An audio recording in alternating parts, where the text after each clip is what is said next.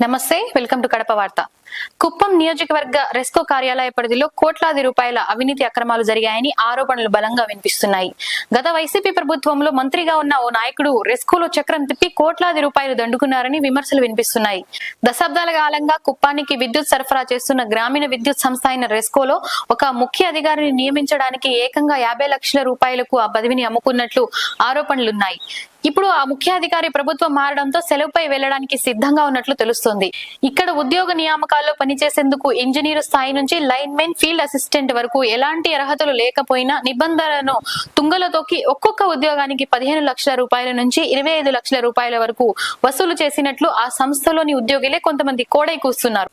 అర్హతలు అసలు పట్టించుకోకుండా ఏకపక్షంగా వ్యవహరించి నియామకాలని అడ్డగోలుగా ఇచ్చేసినట్లు అవినీతి ఆరోపణలు గుప్పుమనడంతో ఎన్నికల ఫలితాలు వెలువడిన 2 రోజులకే కార్యాలయంలో ఉన్నటువంటి సర్వీసు రిజిస్టర్ ని ఓ ఉద్యోగి మాయం చేశాడు.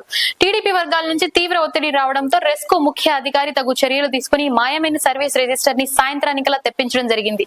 తెలుగుదేశం పార్టీకి చెందిన ఎమ్మెల్సీ శ్రీకాంత్ రెస్కోలో ఉద్యోగ నియామకాల్లో కోట్లాది రూపాయల అక్రమాలు జరిగాయని సిబిఐ ఎంక్వైరీ చేస్తే నిజానిజాలు బయటపడతాయని ఆయన తెలియజేస్తున్నారు. ఇవే కాకుండా చాలా ప్రభుత్వ కార్యాలయాల్లో జరిగిన అవినీతి అక్రమాల మీద కొత్తగా ఏర్పాటు అయిన టీడీపీ ప్రభుత్వం విచారించి తగు చర్యలు తీసుకోవాల్సిన అవసరం ఎంతైనా ఉంది.